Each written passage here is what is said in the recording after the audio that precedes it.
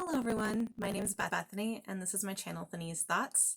My makeup look today is inspired by Queen of Nothing by Holly Black. I just decided to do it in celebration of the fact that she announced that there's going to be a book focused on Carden, from the perspective of Carden, which I am super stoked by, not gonna lie. I felt inspired and I decided to do that.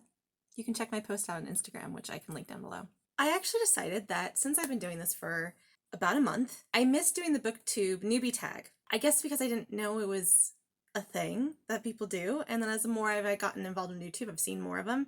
So I decided to go ahead and do that in celebration of doing this for a month. Honestly, when I started, I just didn't have any expectations. I had no idea if I was going to continue this or not. I was like, I'm going to do this as an experiment. And now I'm a month later and I've been doing it pretty consistently. I'm quite proud of myself.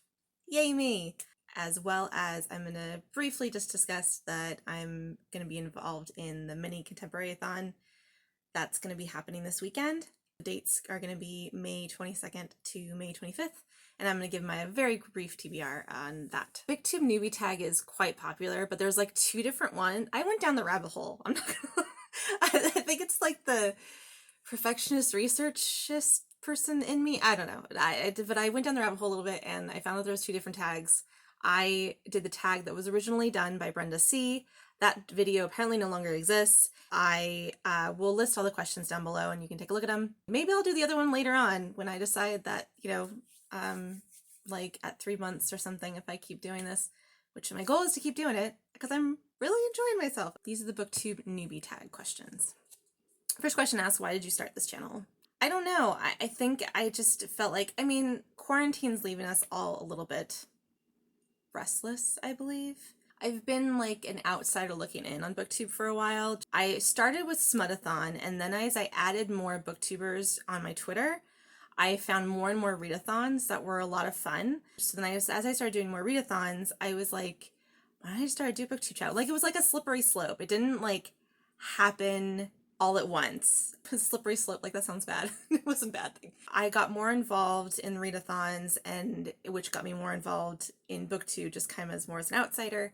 And so then I decided to do it myself. So I come from a history of an English major background, so reading was kind of my thing anyway. And talking about books was something I always enjoyed. The second question is, what are some fun and unique things you can bring to Booktube? As I mentioned before, being an English major, I think I come from a really unique background of reading because I've read a lot of the classic. I've been a reader my whole life. There's a lot of people on Booktube, I feel like they just only started reading in their teen years or their 20s. That's nothing wrong with that. I'm glad they found books that I'm all for reading, absolutely. My love for books continues to be young adult and romance, but I've read a lot of classics. So I think that gives me a unique perspective on just what books are like. I used to be involved more in creative writing. I don't really write anymore, but I think that also gives me a unique perspective. I don't know, I think I have a unique voice and I thought I'd add myself to it. I was actually really inspired by when I was doing research. I do research a lot, guys. When I was doing research to become a booktuber, I came across a video by Chandler Ainsley that was How to Booktube, and she saved some really good advice. And I think I was really inspired by her last comment saying that if you have a unique voice, you should just do it. And that kind of made me feel like I should do the thing and that I can do the thing. So that's why I'm here. Number 3 is, what are you most excited for about this channel? I think I'm probably most excited just about getting more involved and all the things to read and all the things to talk about.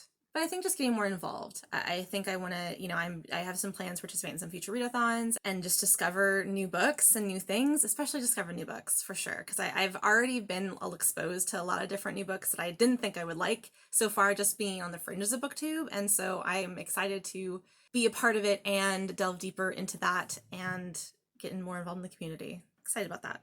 Question number 4 is, why do you love reading? As I mentioned before, I've been reading since forever. Like, I don't even remember learning how to read. I just remember reading. As a kid, I was kind of a loner. I was an only child, so I didn't really have a lot of friends.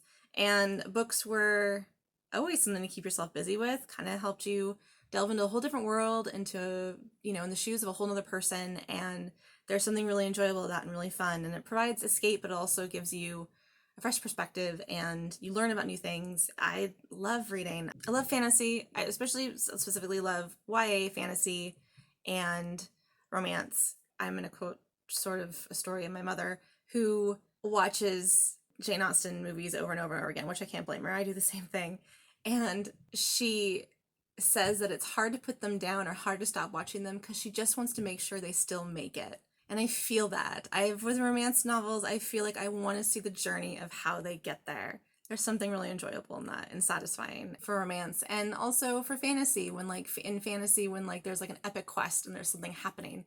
I just want the journey to see how they get there. And there's always and there's tropes and those kind of things that are similar to those kind of styles of books, but there's also always a really unique perspective and really unique characters, and sometimes you don't know how it's going to happen. You don't know how it's going to work out. Book number 5. What book or series got you into reading? Boxcar Children?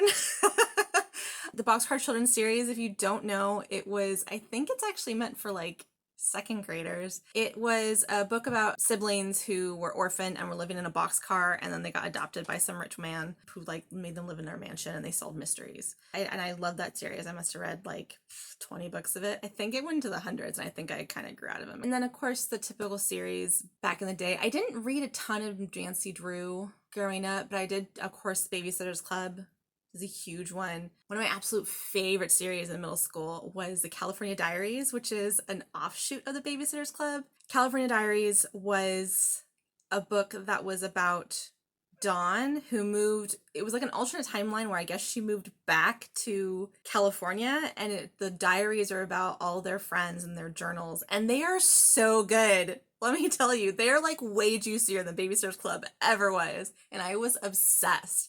I read book number 9 like 100 times.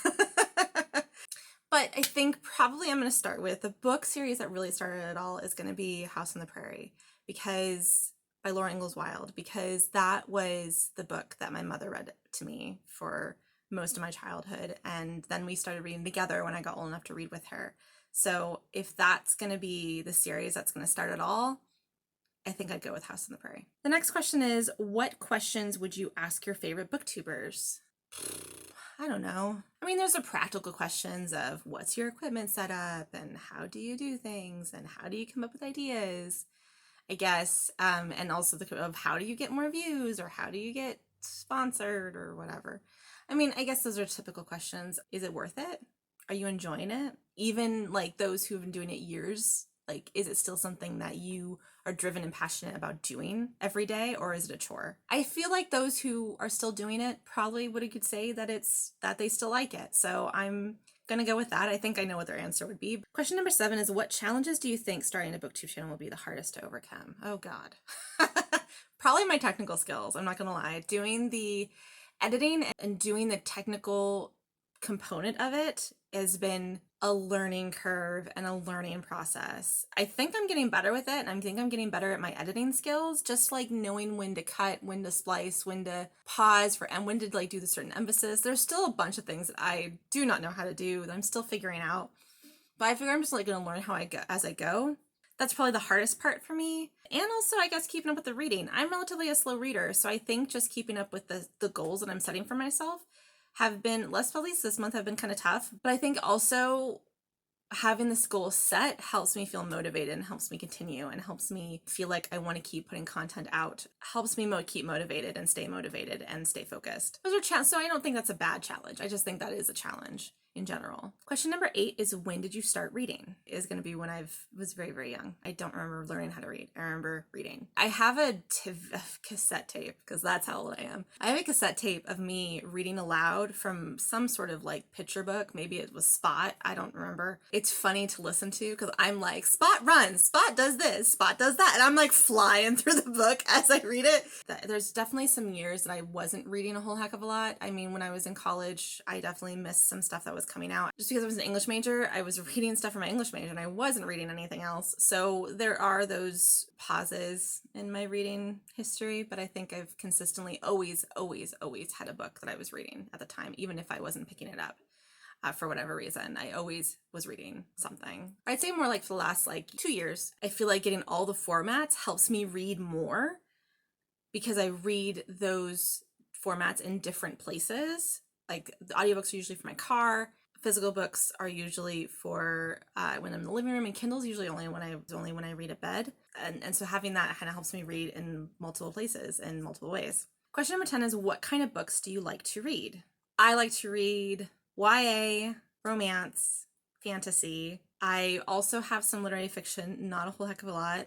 I do read some classics, but usually the classics I typically like are the ones that are written by women mostly. And I enjoy middle grade. I mean, obviously the obvious being like Harry Potter and those kind of things, but I've done other middle grade books over time, over the years as well. But mostly even YA and even fantasy usually has to have some sort of romantic element for me. If it doesn't, I'm usually not as interested because I just don't connect to the characters as well. I don't know. There's always just romantic tension just makes a story for me. I'm not gonna lie. That is the Booktube Newbie Tag. Super exciting. And now you know a little bit more about me. If you want to know even more about me, I can link up above my history of my bookshelf, which was a lot of fun to film and a lot of fun to reminisce and realize how many books I have. As far as this weekend, so this video is going to be posted up on Friday the 22nd. That's when Mini Contemporaryathon starts. Contemporaryathon is a book readathon that you can read any contemporary book that is contemporary, usually something that is set in the modern day, doesn't usually have any sort of magical or fantasy elements or anything. I mean, it can have a little bit. Like I've heard people say that some like magical realism might be acceptable. And that is hosted by Julie, Natasha, and Chelsea Dillon Reeds. I will link them all down below. So the Contemporaryathon is just a mini one. Usually they do a week-long one, and they did one earlier this year. I think they did one in January, which I joined. And this one's just gonna be a weekend because in the US, Monday the 25th is a holiday. So it's going to be running Friday the 22nd to Monday the 25th. And you can just read as many contemporary books as you can. The Contemporaryathon challenges are only 3. There's only 3 challenges. They made it really, really easy for us. One is for a peach colored cover, but it can also be pink or orange. The second challenge is to read a book under 200 pages. And the third challenge is to just read something that you think is going to be fun. Low-key stakes, guys. It's super, super chill. So for my May TBR, I don't have a lot of contemporary books. Most of my TBR is comprised of fantasy and or sci-fi. So I had to add some books for this readathon. But I'm keeping it really simple. I'm only doing 2 because I'm also focusing on reading some other stuff before the end of the month is out. So for the first book that I'm going to be reading is going to be Shy Girls Write It Better by Mary Sage. This fulfills the requirement for for the book under 200 pages. It's only 180 something, I believe. It is about a young assistant who is writing erotic fiction about her boss, and he finds it. It's probably a little bit smutty. It's probably a little bit cheesy, but I've had it on my on TBR forever. And I thought since it's really cute and short, it would be a really great match for this readathon. And then the second book I'm going to be reading for Mini Contemporaryathon is going to be Beach Read by Emily Henry. And if you have been involved in BookTube at all, you know that Beach Read, for as far as romance booktubers, everyone has been raving about Beach Read and how good it is. It's about 2 writers. One of them writes romance and the guy writes literary fiction, like serious novels. They are living in beach houses next to each other for the summer, and they decide to switch their reading types. So he has to write like a romance novel, Happily Ever After, and she has to write serious novel. They're also struggling with their own individual things. And apparently the banter is great. The couple is great. There's really great chemistry. The build-up's really good. I mean, everybody has been raving about it. It just came out May 19th, but I think there was a bunch of people who get arcs of it. And I think there was also a bunch of people who got it. There was a monthly book club that I think had it as part of their monthly subscription. So a bunch of people have been raving about it. And it's got like an orangey, yellowy type of cover. So I feel like it's peachy enough, because I really couldn't find a peach cover, guys. I'm super stoked for it. I'm super excited for it because everyone's been loving it. So, and I feel like I'm really gonna love it. I think it's gonna be a lot of fun. So absolutely can't wait for that. That is it for my Booktube Newbie Tag, as well as for my really brief TBR for my Contemporaryathon. I cannot wait for this weekend to get started. Let me know what you think of my history of reading and my questions. Subscribe, like, I'd appreciate, and comment on anything that you guys are reading for Contemporaryathon or what you think of the books that I mentioned. As I mentioned before, all my social media links is going to be down below. Again, my name is Bethany. This is the Niece Thoughts. I try to post every Friday. Thank you for watching my video and see you again soon. Bye!